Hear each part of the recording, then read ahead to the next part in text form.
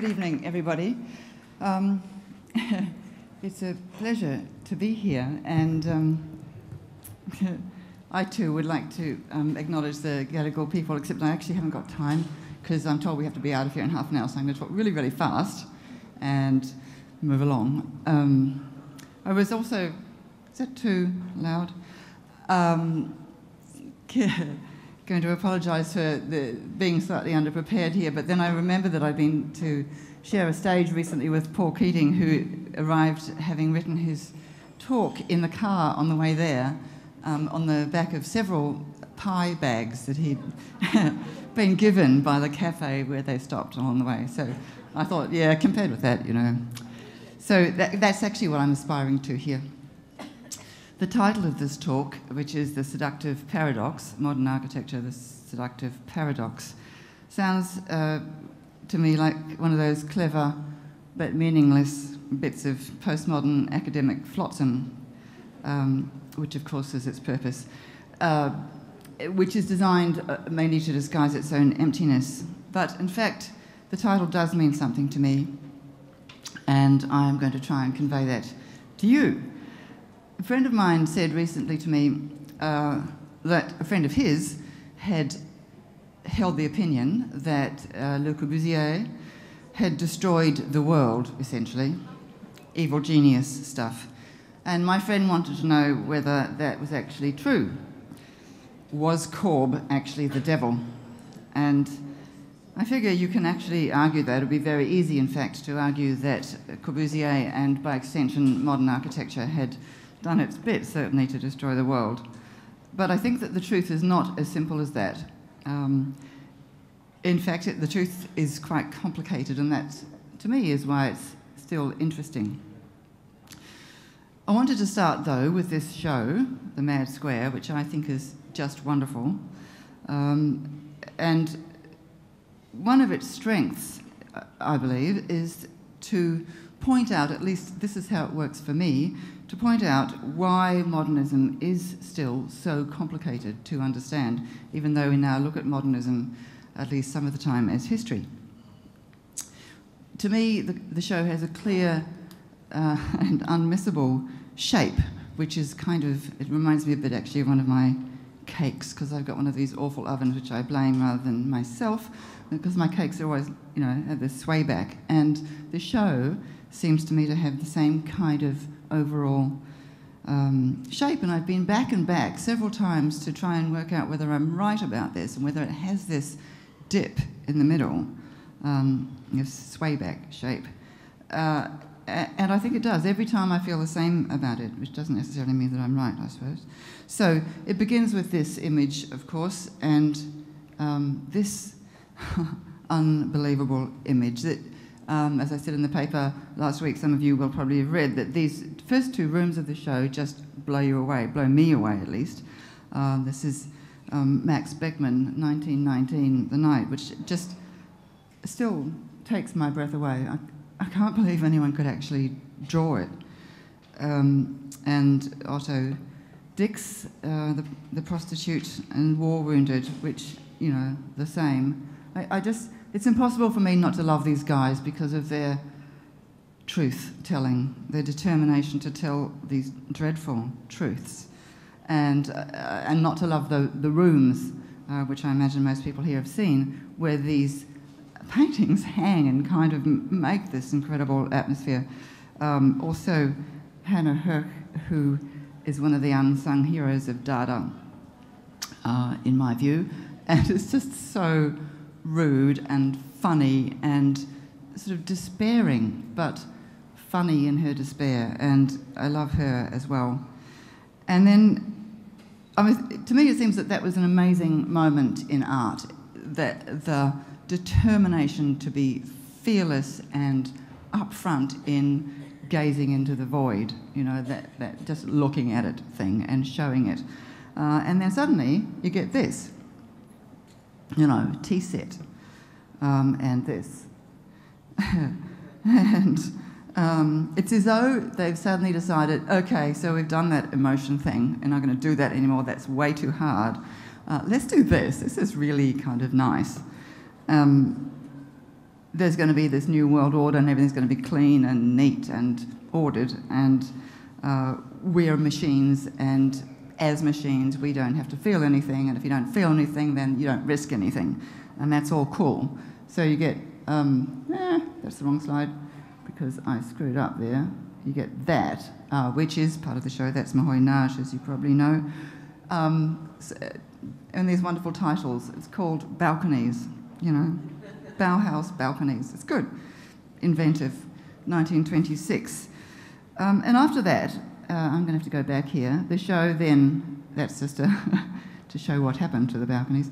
The show then recovers and comes back up into this, like it finds its way again and does this amazing stuff, this Rhetoric, sex murder, which is quite hard to look at, and I imagine would have been quite hard to draw, but she's just so dead, isn't she? And then this amazing self-portrait, which I could just look at and look at and look at for hours.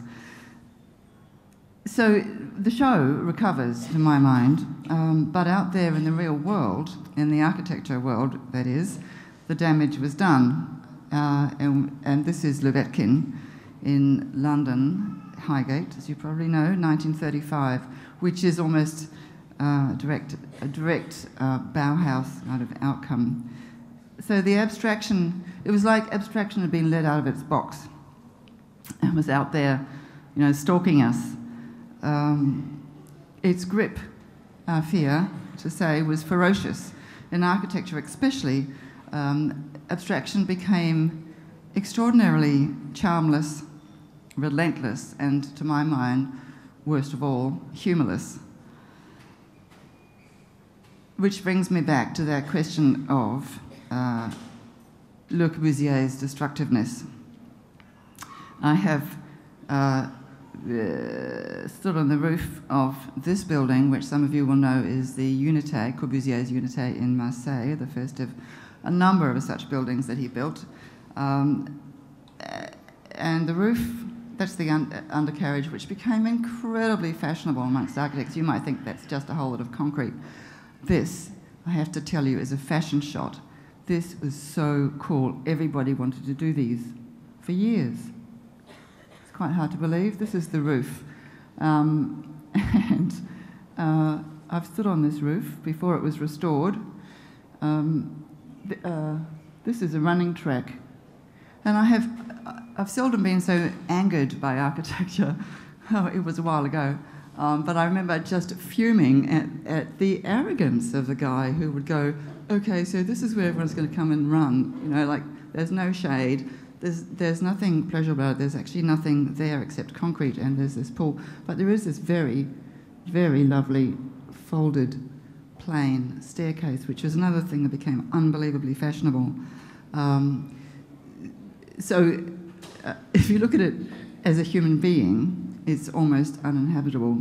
And the building, although it had a section that everybody fell in love with because it did these lovely interlocking apartments which solved about 4 different problems at once, including you could get, you know, it was much cheaper basically, and you could get cross-ventilation and things happening, but it was horrible, and that didn't seem to figure. So this is what Corbusier wanted to do to the city. In particular, he wanted to raise Paris, but, you know, any city. And this is what the replacement was going to look like, sort of tower buildings at the Cartesian coordinates of a grid. And I think that's fascinating. He wanted Corbusier, you know, we must kill the street. He wanted to destroy localism and so on. So there's this, it's easy to make the argument that he's been behind destroying an enormous amount of the world. But the reason that it's not that simple is that at the same time what he was envisioning was actually enchanting. And that's what a lot of people, I think, don't understand. And that brings me to the seduction idea, the general seduction of modernism, all of the obvious, taken for granted freedoms that modernism in general has brought us, you know, freedoms of speech, openness, fairness, you know, suffrage, equality, or such as it is. and so on. In other words, that all that sort of Enlightenment stuff made real. And there's no doubt in my mind that in medieval times I would have been amongst the first to the ducking stool. So I am particularly grateful for those freedoms. But in architecture, modernism was probably both more enchanting and more destructive, which is why I think it's intriguing. I was personally brought up as a modernist with a scientist father and a mother who was committed to, you know, literature and stuff, but who believed totally in sort of open planning and simple decoration, all the stuff that came out of not just the Bauhaus, but out of all that whole sort of modernist flowering. And I still have to say that this, which is the Barcelona Pavilion, Mies van der Rohe in Barcelona, of course, which I still think is one of the loveliest buildings ever built. This is it in its restored version as it is now. And yet, it is also true that buildings of this kind are almost impossible to live in, which is an interesting conundrum, if not necessarily paradox, quite. But it seems to me that this impossibility is itself one of the reasons why we love these interiors and continue. If you flick through Domain, you know, say, any day of the week, it's full of interiors that are trying to be this. This is still the role model for an enormous amount, not just of architecture with a capital A, but of even just people's ordinary real estate. The whole idea that, you know, you have to declutter and live this minimalist dream, even though our actual lives get fatter and fatter, comes from this stuff. And what they do is insist, these interiors of this kind, insist that we, in order to inhabit them, we become better, you know, that we shift into a sort of higher moral gear, I suppose, in order to be good enough to live up to these interiors that are impossible for primates to inhabit. In other words, that we become our better selves because the architecture is in some not very well-defined moral way better than we are. The Barcelona Pavilion has this beautiful plan. This is what architects regard as a beautiful plan because there's almost nothing there. You know, you can see there's about 4 walls and that's sort of it. And the best plan of all, probably for most architects, would be something where there was just a blank sheet. I don't know whether you've noticed that architects always write, if they write anything at all, which you're lucky to get any words on drawings, you know, to tell you where the pool is or what the kitchen is or anything like that, because that's really too boring. But if there is any writing, it's always really, really, really small, so you can't read it, because they really don't want anything like that to be there at all, because that's all getting in the way of this sort of ephemeral, transcendent sort of anorexic beauty, you know.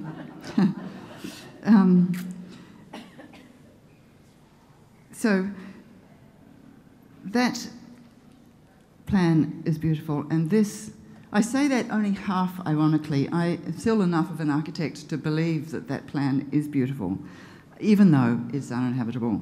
And I believe that this room, which is one of my favourite modernists, one of the great modernists, is Barragan, his own house, Casa Barragan, in Mexico, and I think this is unbelievably beautiful as a room. I also think that this is unbelievably beautiful. This is 1989, Tadao Ando in Osaka, a church, obviously. I think it's called the Church of Light. And one of the things that's enchanting about these buildings, I think, for me, and probably for more than me, is the serenity, that sense of calm that you get. And Mies van der Rohe, who did the Barcelona Pavilion, also did a building some of you will know, which is the National Gallery in Berlin, which has, to my mind, the same sense of ineffable calm. You walk in and it just goes, oh, you know, it's like meditation or something. But, of course, in lesser hands, the buildings also become dramatically lesser. Matching these heroic spaces, modernism offered heroic rhetoric. Gropius said things like, ideas die as soon as they become compromises. This is back in 1919. Bruno Taut, who's also had a show up the road here for the last few weeks, said, there will be one single art, and this art will shine into every nook and cranny. The architect bears within him a presentiment of this sun. Nothing egocentric about that. So it's not just an aesthetic thing, it's also a rhetoric thing and a theory thing with modernism. Corbusier's was absolutely chock-a-block full of this enchanting mix of kind of spiritually moving theoretical pronouncements, which could easily be called propaganda. There exists a new spirit. Generations are being born that will learn to live in my radiant city. We as students, when I was a student, postmodernism had taken over. Modernism was long dead, and yet when you read, and when we read as students, those sorts of words of Corbusier's, you just go, oh, that's so beautiful. But you have to bear in mind that when he says my radiant city, what he's thinking of is that Cartesian grid of tower blocks back there, of those grey tower blocks. So there's a kind of curious mismatch happening already. And when you read Corbusier's books, they're full also of soft drawings, wobbly. He perfected the art of the wobbly pencil line, which a lot of architects still do, if anyone uses a pencil, where you take a very rectilinear building and then you just wobble the lines a wee bit so it looks really soft, like almost like a sort of stuffed toy, and everyone goes, oh, that's nice, because it's there's this sort of emotional appeal. So the books are actually full of poetry and plans of ancient, Peking and Marrakesh and lovely little towns, pictures of sketches of Istanbul as a sort of hill town. It's just charming. It's charming. And that's the dangerous mix, I think. That's what made Corbusier in particular so dangerous, because it was so charming. Even Adolf Loos, from that 1908 essay called, which is one of my favourite titles, I wish I'd thought of it, Ornament and Crime, said, I have made the following discovery and I pass it on to the world. The evolution of culture is synonymous with the removal of ornament from utilitarian objects. Utilitarian objects was everything, really, from houses to clothes to everything. Basically, the removal of ornament. Ornament was a sign of being primitive. And of course, there was, added to all of that, there was the thrilling idea which was built into buildings by people like Lubetkin in London with the famous Finsbury Health Centre, which became such a kind of flag waver. The idea that the grid, which was things that just about every building was made of, the grid symbolised equality, it symbolised fairness, mass housing, which we all came to hate, actually meant socialism in action. Streets in the sky, which became these sort of muggers' alleys, were going to be filled with playing children under their mother's watchful eye. The first thing I ever wrote about architecture when I was a student, I was actually on a group of architects called The Group, because it was the plainest thing I could think of, in New Zealand. Their manifesto was, I think it was called Planning 1, but we all called it I-Planning because they put the graphics factor front, as people did, just to be clever. And it was subtitled Planning is Everybody's Business, which became a sort of motto.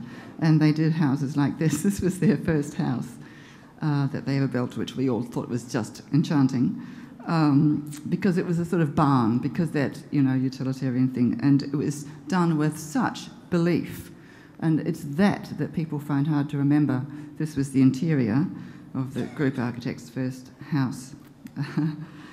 It was, in other words, architecture was genuinely going, when I say this people don't believe me, genuinely going to save the world. It was, and that fact was thrilling, even though, as I say, when I was a student, architecture had already moved on to postmodernism. We were already decrying this, and Tom Wolfe had already written Our House to Bauhaus, well, the other way around, and so on. Excuse me. We already thought that was all silly, but this theory was thrilling. Yes, and there's also, this is my house, and it's only in there because to show you, excuse me, when I sit in this house, which as you can see is a terrace house, and which, like all terrace houses, is darker than you would wish for, even though it has light wells and things. When I sit there, I yearn for light. I yearn to turn the whole thing, if I had the money, to turn the whole thing into a long white rectangle with nothing but glass at both ends and light coming in. You know, so it's the dream is still alive, even though I know with part of me how silly it is. And that's actually the Finsbury Hill Centre, which is Lubetkin, and this is a poster by Abram Games, who was a famous posterizer in London in 1942, and this is there partly because it's showing you this is our house. this is me yearning for this kind of modern future, even now. So that's all there just to show you that I actually do understand where modernism is coming from, and I'm not here just to bag it. And yet, despite all of that, I'm often accused, and with some justification, of being a medievalist. This particular accusation emerged most recently from a conversation I was having with some quite scholarly church-type people about the nature of churches and also the nature of liturgy, which I've got no interest in because I don't go to church or read liturgy, thank you very much. But I accept that I feel an aesthetic commitment to the idea of darkness and mystery and poetry, all of which, of course, churches these days are determined to get rid of.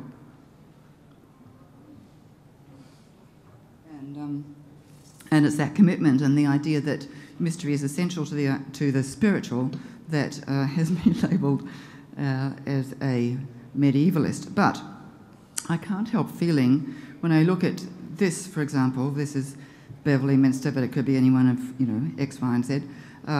I can't help feeling that the slide is downhill when we go from this to that, for example, as churches go, or from this, which is Trinity College Library in Dublin, to that, which is a library that shall remain nameless in Florida, or from this, which is the GPO, of course, as you will know, to that, which is what essentially replaced it. Railway station entrances, from Guimar, turn of the last century before last, to this, which is North Sydney, or from that, which is one of my favourite crescents in the world,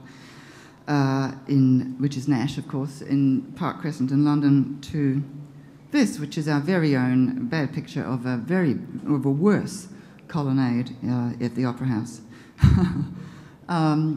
Or from this, as a way of housing, a number of people in a relatively tight situation, to that. I can't help feeling that all of those transitions are essentially backwards. And that difference, it seems to me, comes down to the immense gap that modernism made so much bigger than any other architectural movement, I guess, before or since, gap between the rhetoric and the reality. The rhetoric was so much higher than it had ever been, and the reality was, to my mind, so much lower, so much less entrancing. Modernism was going to create a new paradise, genuinely. I just read the other day Ivor Smith, who was a professor of architecture in Bristol, but before that he designed this building, which was, it's easy to laugh at this now, and this actually could easily be the Waterloo housing near where I live, but it's not. It's actually Park Hill in Sheffield, 1960. The guy who designed it, lovely guy, real honey, friend of mine, and he's still writing. This is what he wrote just the other day I was reading. On the inside, this is a quote, on the inside, in response to the light, the space between the buildings becomes bigger as the building increases in height down the hill. Secondly, the streets in the air, these things here, and occasionally they occur along here as well, along balconies. The streets in the air, the decks, as they became known, have worked well, designed as they were for children's play, for neighbourly chat, and for deliveries. That's the rhetoric, and it is still believed. This is the reality. That's the same building. My argument, I suppose, is that if the promise hadn't been so immense, the disappointment might not have been so extreme. Modernism promised this, for example, and delivered that. It was meant to make us feel pretty much like that, and actually made us feel more like that. That's the ATO in 1960. It promised socialism and delivered us all up to rampant, shameless, mean-minded capitalism as a builder of our world. Of course, it also promised to design or redesign humanity to fit. This is a table designed by Lord Norman Foster, who wasn't a lord then, but is now, and was lauded not least for this table, which is a very famous table known as the Techno table. And the first time I ever went to Norman Foster's office, which was then in Charlotte Street in London, there was this enormous atrium, kind of entrance hall off the street, where it was like 50 metres, and at the end of it, like a goddess, was sitting this girl at one of these tables. She was a receptionist, and there was nothing else at all in the room. Like, she had her handbag on the ground, and the poor girl, I mean, you'd think, what handbag am I going to take today? Is it up to scratch? You know, because everyone's going to see it. And it's just this extraordinary exposure that, for some reason, it's not only that architects thought it was okay, everybody thought this was really glamorous. I'm dying. Liszewski, of course, had already designed the person to fit the table, if only we'd known. This is known as New Man, 1923. It only took Norman Foster, 64 years to design the table to fit the man. So, modernism. One thing that's weird about modernism is thinking of it as history, you know, because it was sort of the Peter Pan moment in art history, the movement that was never going to grow old, you know, the sort of, it reminds me a bit of that, you know, those penny rockets we used to have on Guy Fawkes, where you put them in the milk bottle and light them and off they go into the sky. Modernism was like grounded in nothing. It was all future, all flair. There was never going to be any past. Everything was just going to be this glorious future. And so I suppose the question for us is modernism history, or is it actually still with us?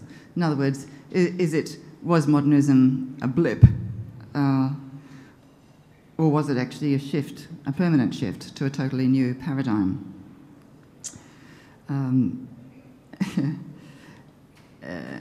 Yes, I was going to say something there like a crack where the light gets in, and I thought this was such a nice picture of that idea. It seems to me now that probably postmodernism was the blip. Postmodernism, which tried to remind modernism that history had happened, that there was such a thing as decoration, that people actually liked colour. I remember Harris Iders saying to me once about that thing downtown that's been demolished, that arcade. You know, the trouble is, because it was all these wonderful pastel colours, and I'm going, oh, that's lovely. It's not like you, Harry. And he says, no, but do you know what? People like it. As though that was the weirdest thing in the world, because they didn't want everything white, you know. Now, of course, we're back to everything white and everything plain and everything really simple. And the question is, I suppose, whether modernism has learnt anything, and why did it let itself be reduced and traduced by the forces, I suppose, of, broadly speaking, of capitalism.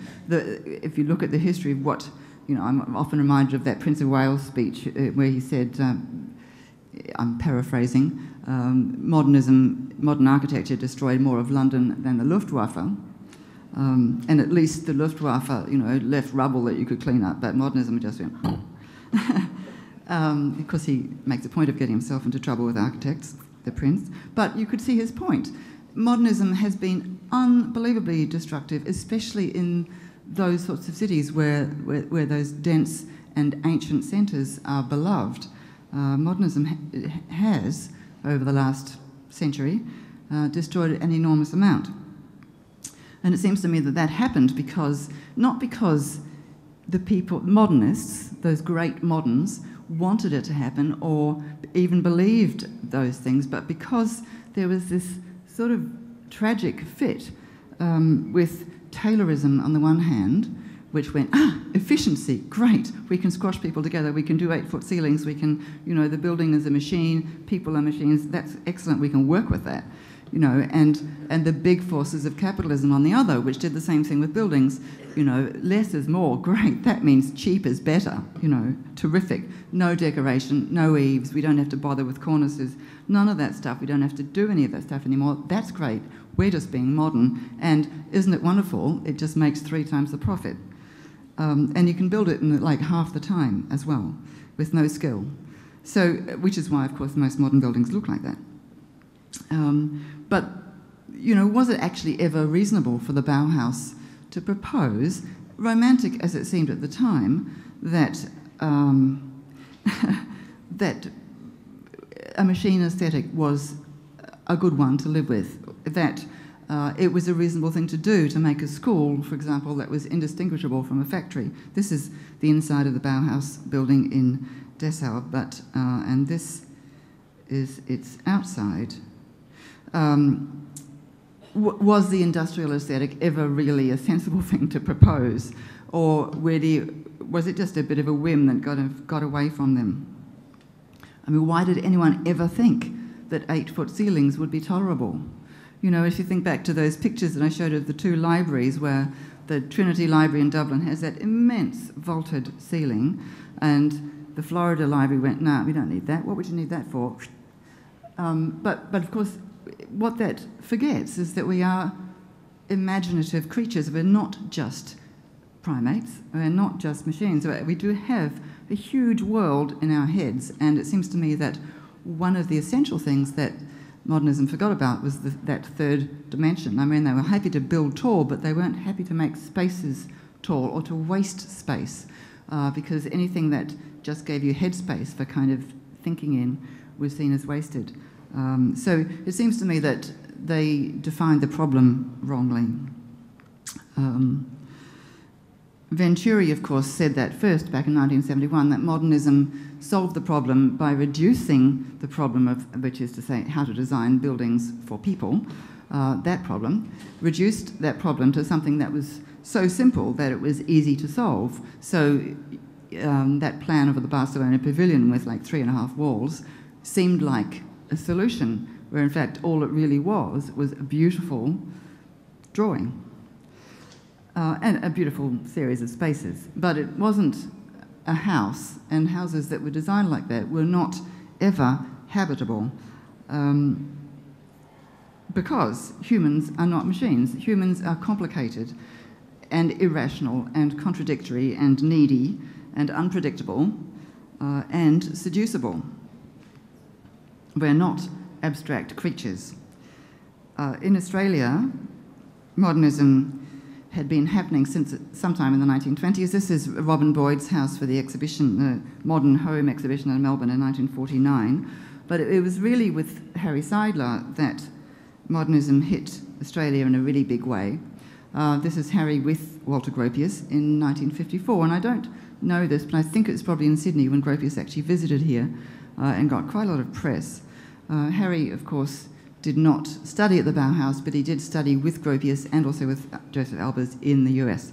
And it's interesting to compare this shot, it's a Moholy-Nagy shot from this show of the Berlin Radio Tower from 1928, with this shot and this building. This is Australia Square, 1964. Almost the same geometry happening. Seidler's house for his mother, 1947, his first house in this country, is this one, and it's beautiful. I don't believe I could live there, because it is not only extremely simple in plan, which I'll show you in a minute, but it devotes itself to not having any corners. And every time you get a plane meeting another plane, there's glass or just space so that the space can flow. And even the little Viennese tea trolley, which was specially designed, has air flowing through it. So everything's very kind of airy and a bit like that techno table of Norman Foster's. But it's a beautiful thing. To my mind, that is a house that more encapsulates the complexity of the human being. I might be telling you more about my mind than anything in saying this, however. This is one of my favourite houses on the planet. It's the Soane House, again in London, from around about 1800. Actually, he bought 3 houses and joined them all together, and they did these crazy staircases and things, and made this wonderful kind of crazy concoction of spaces with stairways connecting up and down and little domes and all sorts of stuff, immensely explorable, as I believe a house should be. This, of course, is Seidler. This is just really to show that for anyone who thinks that Seidler wasn't influenced by Corbusier, that's the other Unité in Berlin. And look at this, look at the colour schemes. And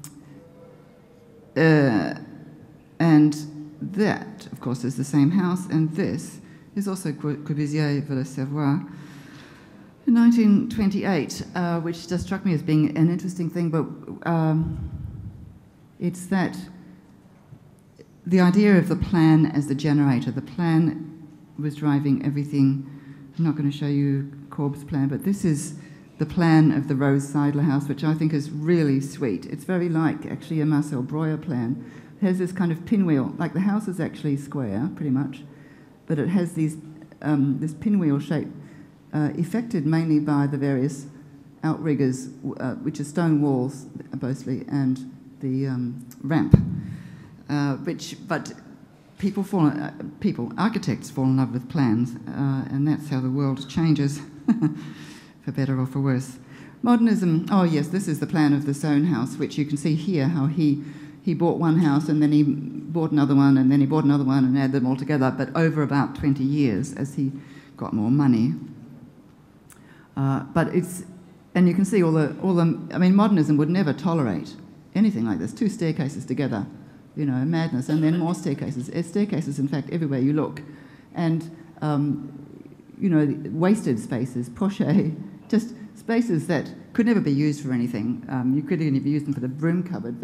And that was anathema for modern planning. Modern planning said if you did a bend that way on a wall, here, the other wall on the other side had to bend with it, so you had to kind of find things that fitted together. Modernism now, however, is still with us. For anyone who thinks it's all over and it's gone away, get scared. This is a house that was an apartment, actually, built this year in Surrey Hills. It's a very beautiful apartment, extremely elegant, terrifyingly elegant. That's the bathroom of the same house, which looks to me something close to a torture chamber. That's the staircase.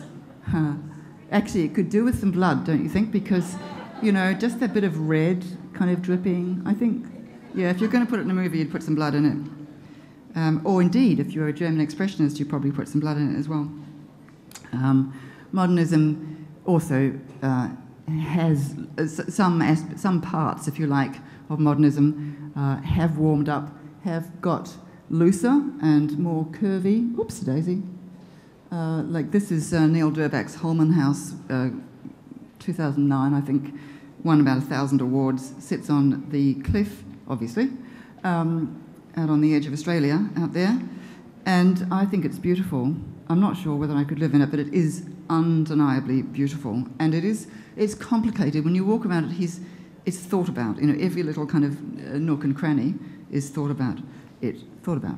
But for me, if I were to live in a really modern house, I would like a house that does have a past as well as a future, an inner life as well as an outer one, and a mind as well as a heart. And the best image I could find to suggest such an aesthetic is this one, which is one of my favourites from the show. And indeed from life, Merz. I mean, who can go past Merz? Thank you very much.